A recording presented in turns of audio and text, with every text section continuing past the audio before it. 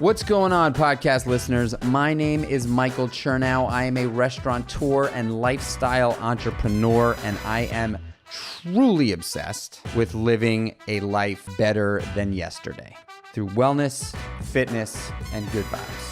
I've always wondered if the drive to succeed is something we are born with, or if it's something that is made over time through grit, drive, and perseverance. I get to answer that question exactly, and the goal of this podcast is to talk with people that have absolutely crushed it in life and have inspired me to do the same. This is Born or Made. I'm recording. Ladies and gents, welcome back to the Born or Made podcast. Today's guest is an awesome guy.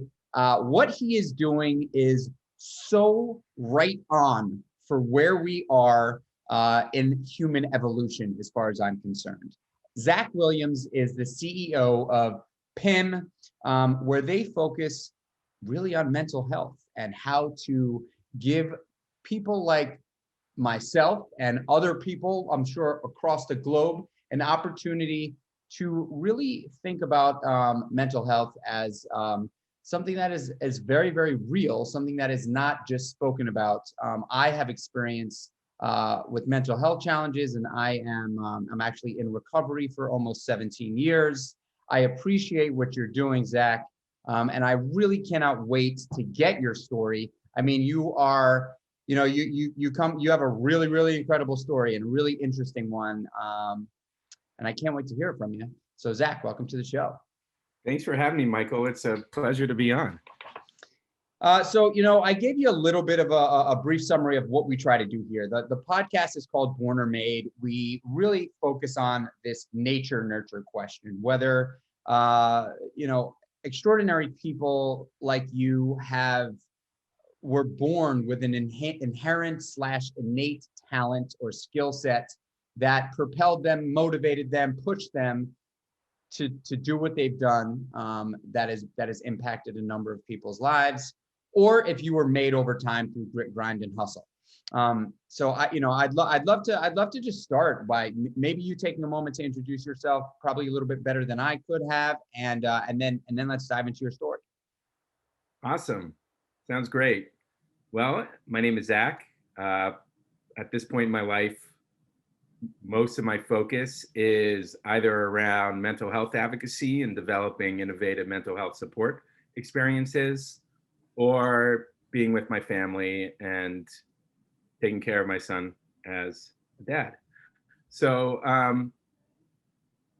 for me, I think the question around nature versus nurture is an extremely important one, and something that I think about a lot, because my experience brought me to where I am today, but it required a foundation and a certain way of thinking that led me down this path.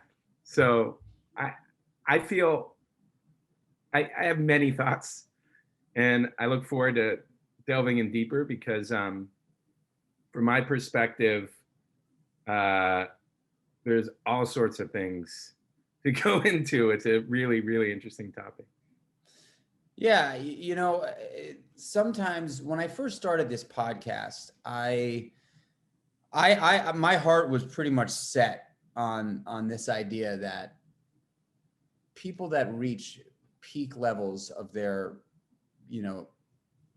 of their craft or their career or their journey were simply born with a unique talent to get there. And because it just came so easy to them, or so much easier to them than to others. And then as I've, I think we're, something like 40 episodes in here, I've gotten an opportunity to talk to so many extraordinary people, and I don't know anymore whether people were born, or if they were made, or if it's a combination of both. When I look at the, sort of most flagrant examples of what drove me to want to do this podcast, if you think about like Mozart, right? Or you think about like Van Gogh, or you think about like Whitney Houston, you think about, you think about your father, right? Like people that were just so extraordinary in their craft that they were almost untouchable, right? Like they were just like, no, you can't, there, it's not, like they were, I'm sure that there is a level of inherent talent there, that is not to be, Oh, without a doubt. There is certainly, within my family, with my dad particular, there was unparalleled talent for him, specifically around speed of thinking, improvisation, energy, and just general genius. And the challenge is, though, is that there's so many people who are born talented with all this inherent talent that doesn't necessarily translate to success by any means. Mm-hmm. There's a lot of luck associated with it, and I feel that it actually might not be the chief indicator of success. A lot of people who managed extremely well throughout any number of different industries have some degree of talent, but really what it comes down to is that level of resilience and focus. And that might be part of the talent, but it also might be developed over time as a skill, So in my dad's case, I think really what helped buoy the talent was a tremendous work ethic. I mean, his work ethic was wild. He would be so utterly focused on honing that muscle, honing that craft, and that led him to take advantage of opportunities that came his way, right? If you look at life as a set of decisions in which you make a decision and there's a probability around that decision or that objective being successful. And the goal is to, at least, if you're driven around a path of being success oriented, is to increase the probability of that action or that decision being successful while reducing or minimizing the risk associated with it. And I don't think a lot of people think, well, maybe some people do, but from my experience, there's not as many people as I would have thought who kind of take that approach to things. And I don't think necessarily that's a bad thing. I think if people knew the risk associated with, say, starting a company or, pursuing their dreams, many wouldn't do it because of how hard things are. And that's the thing too, is like, you could be very talented and be pursuing a craft, but it might take one bad event, bad episode, two bad experiences that ultimately divert you down, what you felt was your path, right? That makes the best use of your talent. I think so. I don't know. It's a lot of questions. I think that there's a level of, obviously fear is present in everyone's life, right? And fear manifests in so many different ways for people. And somebody can look at fear one way and completely run towards it. And someone else can look at the exact same fear and do everything in their power to escape it. And I would say that there's probably some level of fear threshold that defines, different groups of people, right? Like how much can you actually handle? I also think that there is this,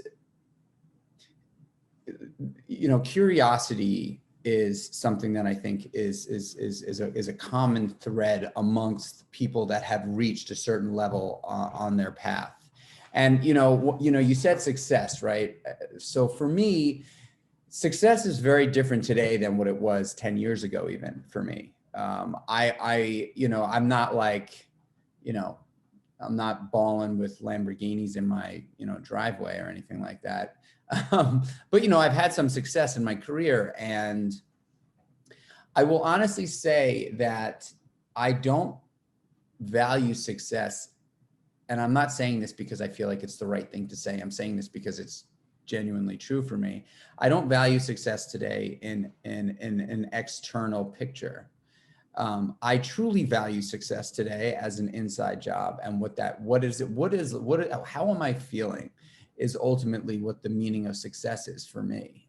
And success is not something that is necessarily linear either. It's like some days I wake up and I'm like, I'm winning, and some days I wake up and I'm not. And I think that I'm so happy that we're, that I'm talking to you today, because I want to get your story, but I also really want to talk about mental health, because I think it's such an important component to life today. There are so many bumps in the road and distractions and so much pressure, and there's just so much in everybody's 16 hours, right? Like, it's a 16-hour period of time we get to kill it. That's it, right? You can't change the past, and you can't live in the future. You can't do anything in the future. What you can do is right now, period. And there's so many things around us today that make it so hard to do, because we're concerned about everything else outside of our own, what's in between our ears in our head. And so I just want to talk about that for a little bit. Can you tell us what your new business is, and how we can understand how you came to it? Sure. Well, I've experienced anxiety most of my life. That manifested in different forms. Really early on, it was related to obsessive thinking, obsessive compulsive actions and things like that. And as I got older, it manifested into cycling and future tripping and all sorts of different things. And I self-medicated through most of my adult life to manage that element of my personality. But when I was 31, after my dad, who was the entertainer Robin Williams, died by suicide, my life kind of spun out of control. I found myself drinking alcoholically just to manage through the day. I was feeling very disconnected. I was isolating. I wasn't able to really communicate what I was going through. And my experience was one that I'm sure is shared by many people, but was one that ended up being diagnosed as post-traumatic stress disorder, and was one that I needed help with, because it wasn't sustainable. My health started failing in terms of just having doctor visits and the doctor saying, is like, what are you doing to yourself? Was it all, and so was it just so I'm clear, like when you leading up to this, you had, you had been self-medicating, but it wasn't to the level of when you had this catastrophic situation? Yeah, I mean, it was always something that I always drank to excess throughout most of my adult life. And the thing for me, though, was that something had to give. There was a bottoming out of sorts. And a couple things happened. Was one, I discovered that committing to causes was really healing for me personally, specifically around mental health and mental health advocacy. I found that if I worked with organizations and gave my time and share my story and leverage my skill set, which relates to a lot of business oriented stuff like strategy, organizational development, marketing, stuff like that, I was able to connect with something that really helped me start parsing out what it was I was dealing with the trauma. But for me to really have that aha moment, I needed to cut out drinking. That was key for me. And thankfully, I've been in recovery for several years now. I'm very thankful to be so. But the thing for me is when I discovered that service was very healing for trauma and ultimately just a great contributor to happiness, and that alcohol was extremely toxic for me, both in terms of my body,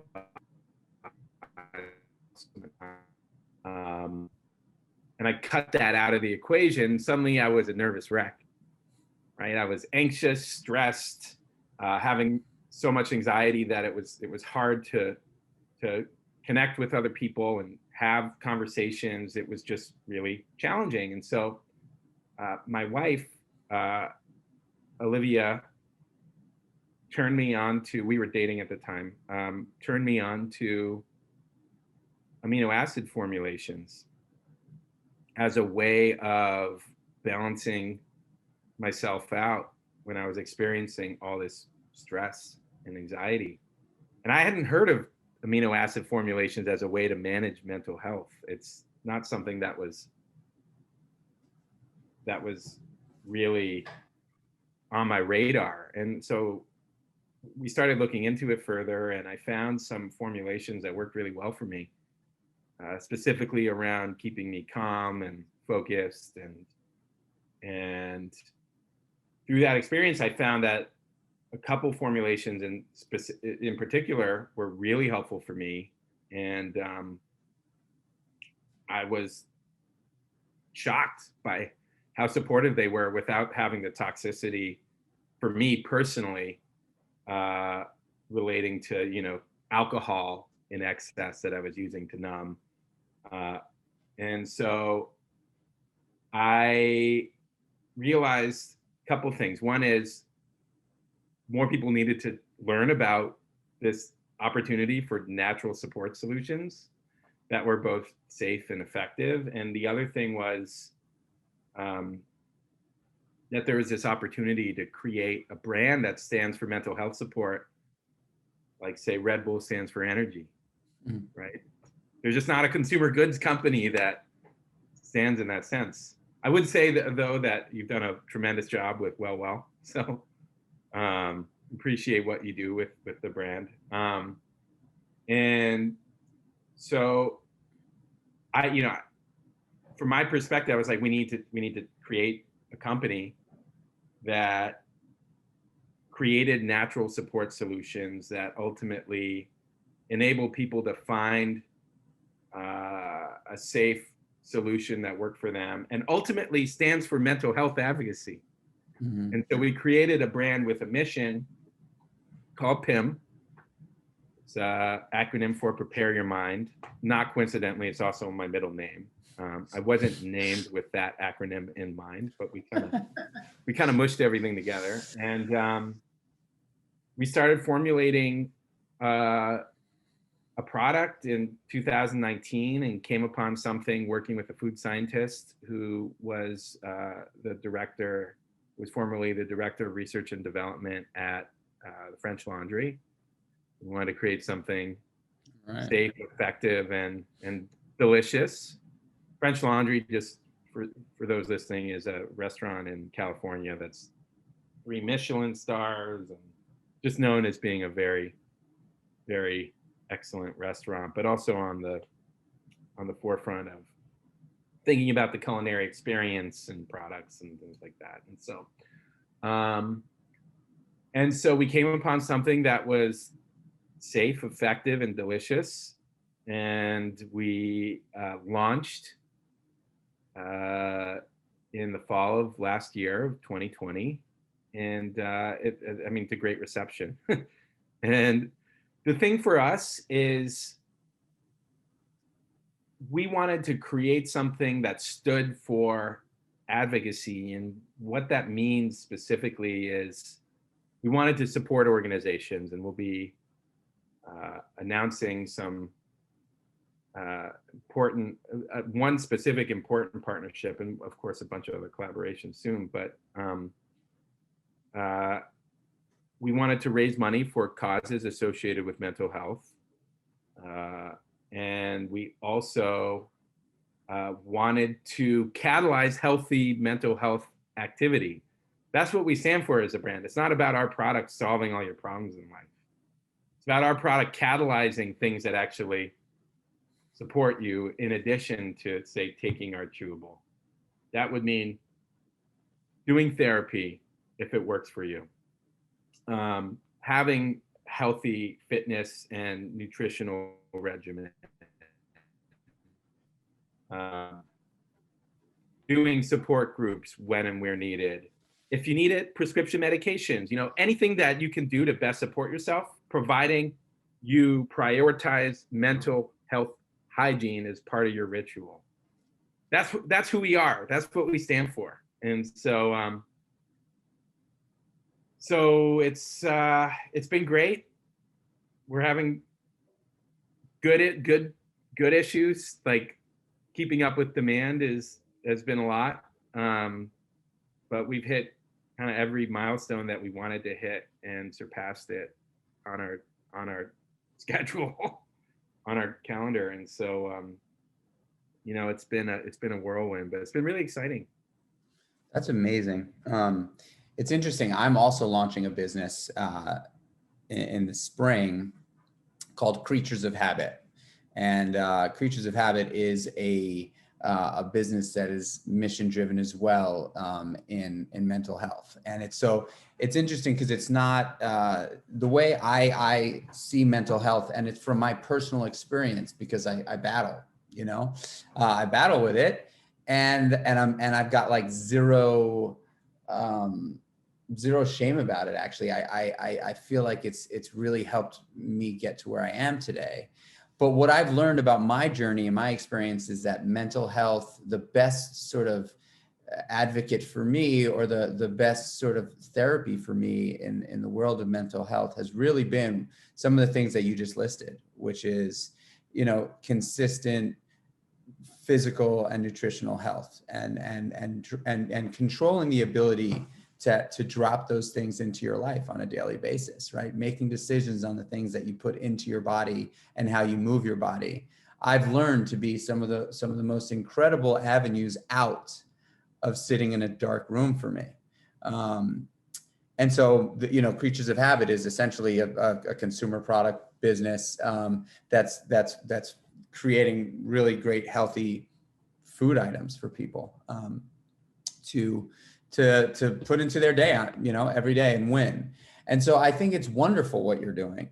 Can you talk to us about the formula and like what it and how the body responds to it? Certainly. So our first product is a chewable, and the active compounds in the formulation are GABA, which is a inhibitory neurotransmitter that's part of the GABA system, or that reacts to the GABA system in the body, which is part of the endocrine system. And the key thing about this compound is that, and it stands for gamma aminobutyric acid. And the key thing about that compound is it helps regulate how information is processed by the system, the body, and the key thing with GABA is that it helps manage, if you take it in a bioavailable format, it helps manage issues like overwhelm and the stress associated with that, and also the anxiety that might come from all those issues with information overload. Yeah. And then we've got L-theanine, which is known to have an impact on the default mode network in the brain, which is a collection of systems in the brain that interact with one another to create things like rumination and future tripping, stuff that relates a lot to anxiety and lack of focus. And so that compound is primarily delivered to provide clarity, focus, and also reduction of that future tripping activity and things like that. Is it something that you would just take on a daily basis, or do you take it when things start to bubble up, or is it a consistent daily supplement? Well, you can do both, and there's just one final active compound, that's rhodiola, which it's been used for thousands of years in Scandinavia and parts of Russia to support general mental health, and has a history of being a supplement or compound that promotes anxiety support, and some people say it provides depression support as well, although our main focus is for stress and anxiety support. So those are the three. And to answer your question, the product that's our first product was meant to be taken for acute mental health support considerations throughout the day. So if you're feeling stressed and anxious, you can take it and find support through that. Some people take it every day pretty consistently, and for those who are GABA deficient, it's a game changer. Mm-hmm. GABA is available in the world, the natural world, say, in kimchi, sauerkraut, yogurt, fermented foods generally. But we just up the concentration, so it's a higher concentration than what you'd find in, say, at your local Korean restaurant. And then L-theanine is the active ingredient that's found often in green tea and the like. Again, we up the concentration, and then rhodiola is taken medicinally in Nordic regions. You said routine. You said ritual a few times. I believe in ritual. I believe in habits. I believe that our habits are everything, both good and bad. We are a byproduct of our habits. The people we hang out with or the people we associate with probably have very similar habits to the habits that we hold. So I believe in habits. Do you have any habits or rituals that you do on a regular basis that have made you a better version of yourself over time?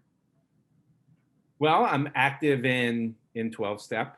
That's a habit that I've prioritized. That's been very helpful for me to be active in recovery. Coinciding with that, I don't eat processed food. I do occasionally, but very rarely. And try to get out and walk as much as possible. I do not engage. I could be better around kind of a fitness regimen. This is not something that I've made time for, and I really do need to make time for it. But the key things for me are consistently walking, participating in 12-step, and there's an associated meditative component to that. Eating well, and then spending time very focused around connecting with my friends and family in a real way. Meaning, like, not distracted. Trying to. Meaning, like, no phones. Yeah. So, because of the nature of working in this type of environment, we're still in this kind of pandemic swirl, and as a result, you're kind of digitally connected all the time, and it can be trying, if you're glued to your phone all the time. So, trying to be focused around disconnecting, spending time with family. These are all things that I've found really helpful. And then, the other thing that's been tremendously helpful for me is service work. I work with several mental health organizations, not for profits, and I always am seeking to make time to focus on that. Um, and it's healing for me. It's really healing. I love the I mean, we have very similar habits. I mean, I think, you know, we're really lucky, right? I mean, I don't want to make this a recovery convo, but we're really lucky to have recovery, because recovery, the practices that, you know, and the things that we do in that setting are not just, you know, there to help us abstain from, you know, a substance reliancy.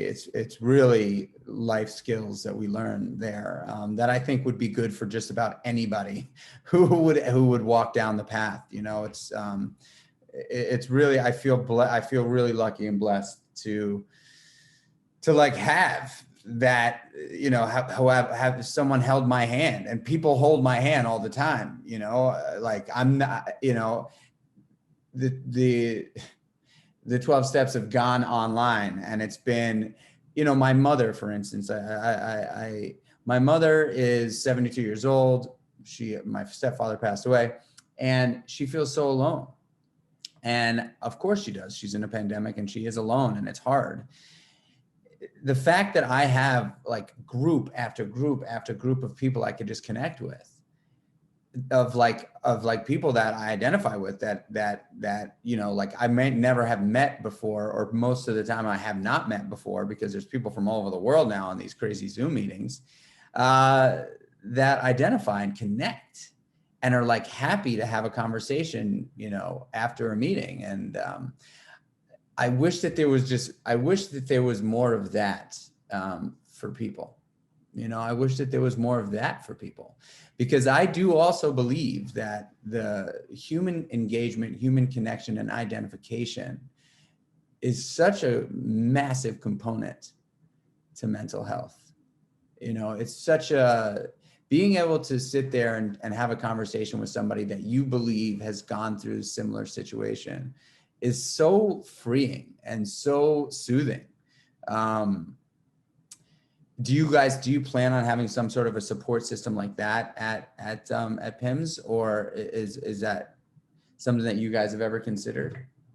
Certainly, we have considered it many times and would love to layer in a companion experience. The challenge is to do that and have a successful consumer packaged good company that's distributed online primarily. At the same time, it's possible, but you increase the risk of success of both of the products or experiences. And so the main thing for us is just being very considered around the path we take. So yes, the goal is to do this, but we want to ensure it's part of kind of this sticky, holistic experience. Sticky being part of a ritual, something that you stick to every day or weekly. If you could, I was going to say, if you could describe happiness today for you, what is that? For me, happiness very much relates to serenity. It's having purpose. It's being surrounded by people you feel connected with, and being loved, and having the ability and capacity to love while doing meaningful work. Really, that's what it's all about. You know, I didn't realize how important service was until my 30s. You know, but in my 20s and teens, I would engage in activity, and I was like, great, this is just part of something you do. It's like a chore. It's like, you know, it's just an aspect of life that's a necessity. I just didn't realize how utterly important it is to supporting the optimal human condition. I asked about happiness, so now I'm going to ask about the exact opposite, depression. For people that are listening that don't really understand what depression is, or are feeling a certain way and can't understand why, are you able to describe what depression is? Well, I mean, I could is based upon my understanding of it. I think for some people, it's literally a deficiency. They're just not getting the right chemicals in their brain in the right quantities to feel happy. And for others, it's, there's this existential element to it. It's this lack of purpose, lack of meaning, and that in turn leads to dysregulation and the like. But I think for treatment-resistant depression or things like that, it's a structural thing for many people, and for others, it's kind of a not taking care of yourself. Modern life does not lead to kind of if people were to just default to buying products that are marketed to them, going out and not taking care of themselves and just kind of living this kind of baseline life, it's not conducive to happiness, not in America. And so I think often a state of depression is a result of imbalance. Eating too much food that's not what your system needs, not connecting with people, which your system requires. It actually, there's a collection of biochemical reactions that are directly related towards being around people and connecting with people. Beyond serotonin and dopamine, oxytocin, any number of different biochemical reactions that occur within the system based upon having genuine connections with people. This is what it's all about. And so I think there's that kind of baseline structural consideration where people are just wired in a certain way, and there's awesome support mechanisms and interventions for that. And then there's people who are fine if they take care of themselves, and then they don't take care of themselves, and then suddenly they get all out of whack. And for me, drinking alcoholically led to depression because I was just wiped out all the time. My enzyme levels in my liver were all out of whack, and we had like all these different issues that were relating to me self-medicating, plain and simple. So, you said something earlier that I just wanted to touch on because I think it's really important, and I think people downplay this idea of walking. But you said, you get out and try to walk as much as you can. And then you also said that, you don't have like a very regimented fitness routine. But one thing I will say is that walking alone is one of the best forms of fitness, mental and physical. And, I think for a lot of people, walking doesn't even enter their lives. It's like walking is like, I grew up in New York City. I lived in New York City my whole entire life. In the beginning of this pandemic, I moved from Brooklyn with my family to our house about 2.5 hours north of New York City. And I've been working from home. I've never experienced living in the country or living in a place where you had to you have to go to your car to get anywhere outside of, just taking a walk in nature. And so for me, it was like, holy smokes, like I'm not moving much outside of my, the training that I do in the morning for fitness. I'm not moving much, like all day. Like I'm sitting at a desk all day, and I'm, and then I leave my office and walk through the door, and I'm at home now. And so there's not a lot of movement, and so I started, making it a priority in my life to, at 4 o'clock, I take an hour to an hour and a half long walk every day without fail, no matter what. And walking is such an incredible way for people to begin the journey with fitness. Some of the greatest, fitness advocates in the world say, 10,000 steps a day could very well be all you need to do, and so I just want to say for people listening, I know the asset in fitness when it comes to mental health, and I will also say that walking is incredible, like absolute, and you shouldn't downplay it yourself, because if more people just had that statement and that commitment that you said, that you try to get out and walk as much as you can, we would all be in a different place. I believe the movement that's something that I came up with, this idea of the movement, because people just aren't moving much. They're just not moving. Yeah.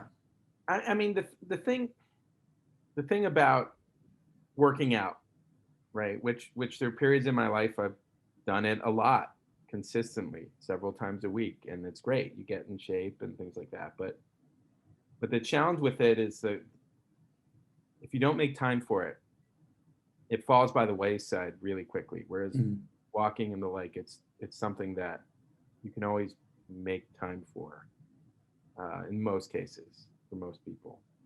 And for my sake, it's just great for my well-being. Working out, by the way, working out is awesome. It generates endorphins. You feel great from it. There's just periods in my life where it's not part of my daily ritual, and I need something consistently that I do all the time that I can rely upon, and it's worked out pretty well for me.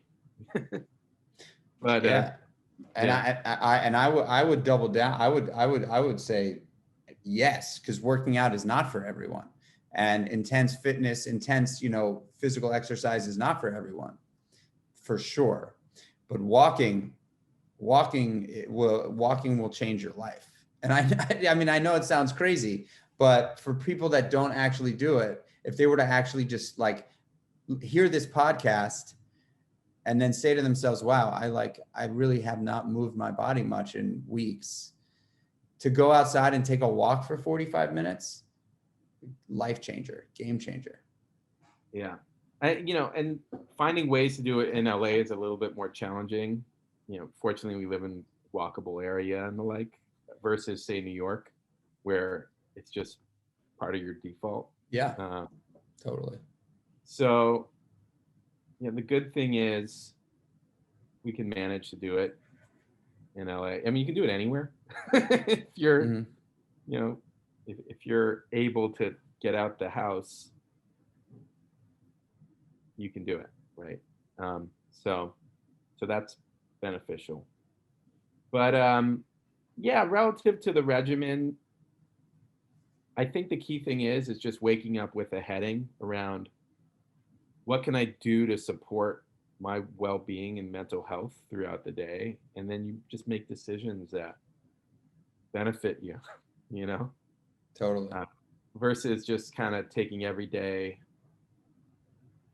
without ritual routine. I mean, some people do quite well, but it can be hard, especially individuals who need the structure to unlock the version of themselves that they want to be. Yeah, I mean, look, for someone like you who is an entrepreneur, who advises in other companies, who's an investor in other businesses, I'm sure you have influence in those businesses. I mean, you have to structure. I always say, you got to pour a foundation, and then you got to build structure on that foundation. And foundation does not support structure unless it's poured properly and or with intention. And structure is necessary for strength, and the strong survive. And so I think that as you walk through, the world in a day, I sort of look at it that way, where, the first things I do in the morning are me pouring that foundation. And then once I stand up and get out of bed, that's me starting to build this structure that's going to ultimately provide strength for the day. And if I don't do those things and I fly blind, which I don't really do much anymore because structure and routine and ritual become such a big part of my life, I'm very susceptible to feeling lost throughout the day. I mean, I have such ADD that I literally have to, like old school style, I have a planner where I write out every half hour of my day, just so I can stay on track, because it's intense. And I don't think that that's necessary for everybody, but I know for me that, in order to try to accomplish the things that I try to accomplish, being honest with myself and asking for as much help as possible, and also being okay with like knowing that I have, I've got to stay structured, or else I run the risk of like, running off campus. Yeah, no, I hear you. I'm in a similar way. I do think it's awesome to have unstructured time throughout the week. It's a necessity, but the challenge for me, if things are too unstructured, I just, it doesn't feel awesome for me, especially like I have problems with going on vacation for a week. Maybe this relates to me liking work and being very focused around wanting to move the needle, wanting to always be kind of adding value. But like optimal vacation time for me is like 4 or 5 days. I don't understand people who can go on 2-week vacation. I mean, sorry, I take that back. If you're going away and going across the world, or going to, on a long road trip and really just unplugging, and you can do that for 2 weeks, and that's awesome. But I can't do the kind of, go away for a week or 2 weeks and be kind of working at the same time. And like, it doesn't suit me that well. I need like sprints of 4 or 5 days unplugged. I'm with you, and I wish I was a better vacationer. I'm just not. I mean, I hope to get there one day. I really do, where I can just like go to the beach, lie down, and enjoy. I think I will at some point. Yeah. So, I guess I got a few more questions for you, and then I'm going to cut you loose and let you go. And thank you so much for being here. Advice. If there is there any advice that's been given to you throughout your life that you've held on to and passed off to others, that you'd like to share? That'd be awesome.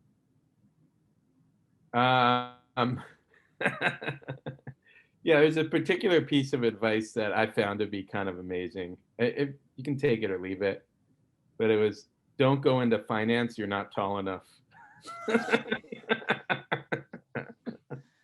Oh yeah, there you go. Yeah.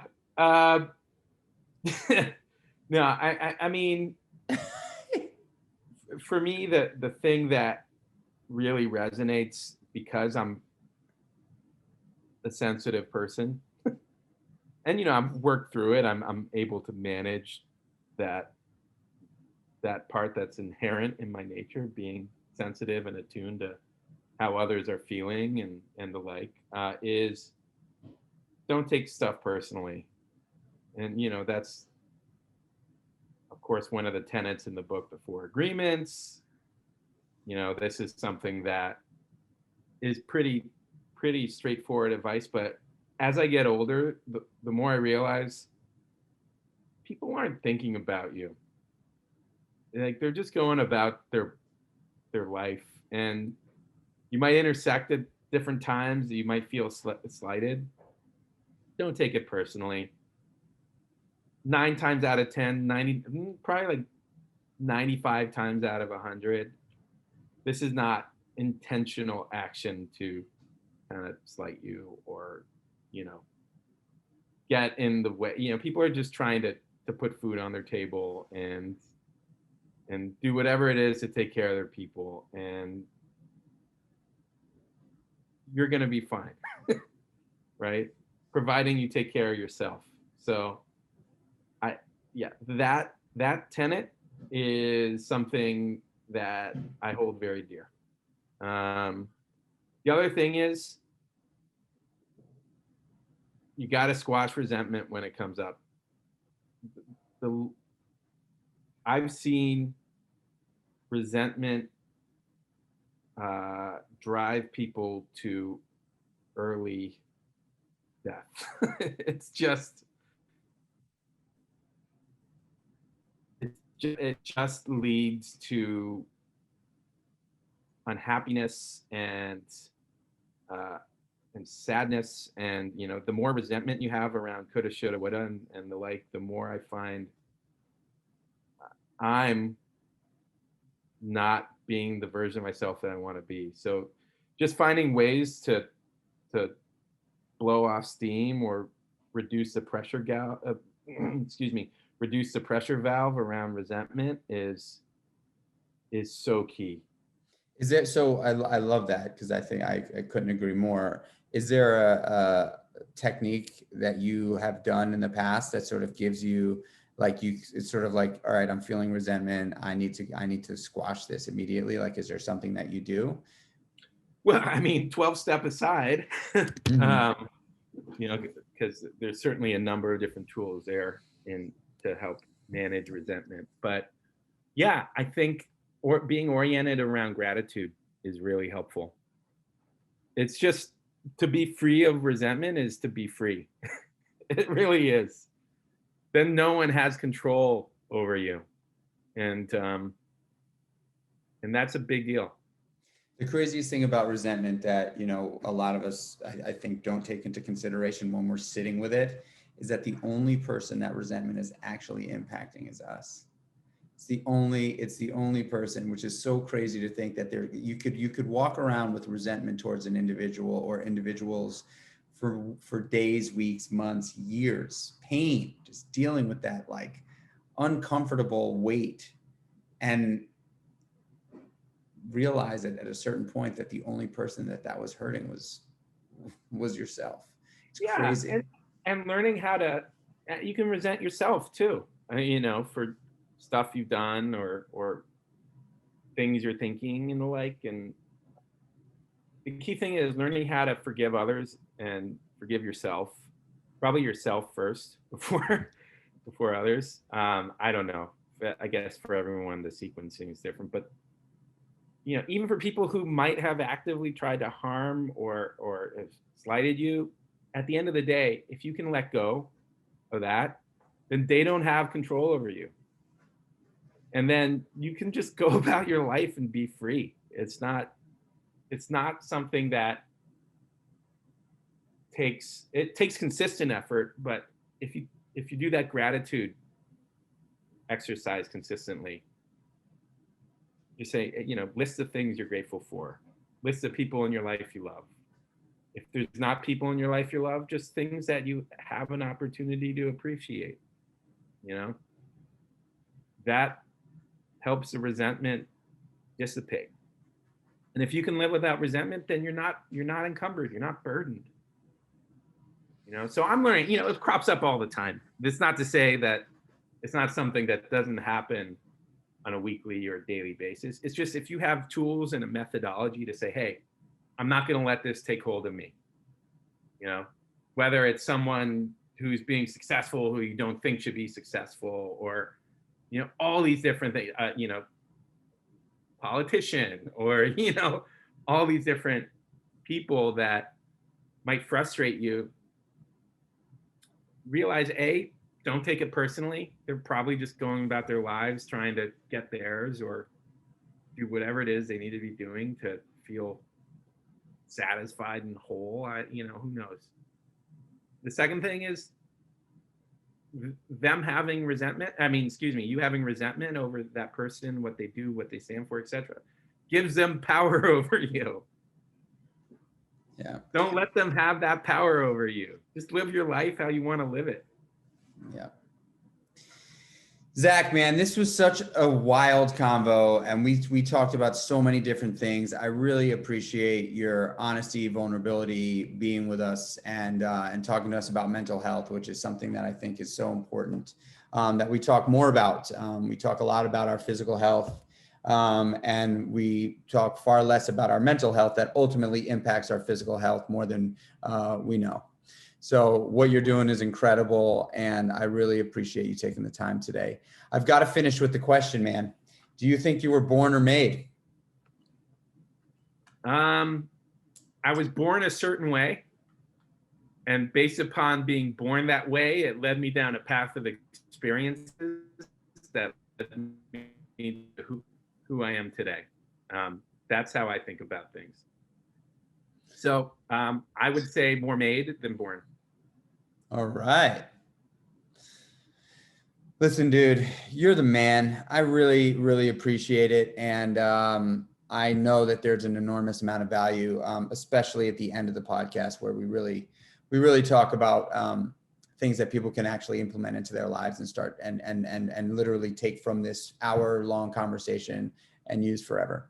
So thank you for being part of that and part of my journey and being on the Born and Made podcast. Thanks, Where Michael. can we find you? You can find us. You can find Pim at You Can Pim on Instagram. That's our handle. Same for Twitter. Website is youcanpim.com. And yeah, if you have questions about Pim or the like, feel free to send me an email at zak@youcanpim.com, ZAK@youcanpim.com. Throwing it out there. And that's Pim, P-Y-M. Yeah. Awesome. Thank you so much. Have a wonderful rest of your day. And I look forward to getting my hands on some of that Pim because I want to try those chewables, man. Let's send you some. Awesome. Thanks, Zak. Thanks, Michael. Bye-bye.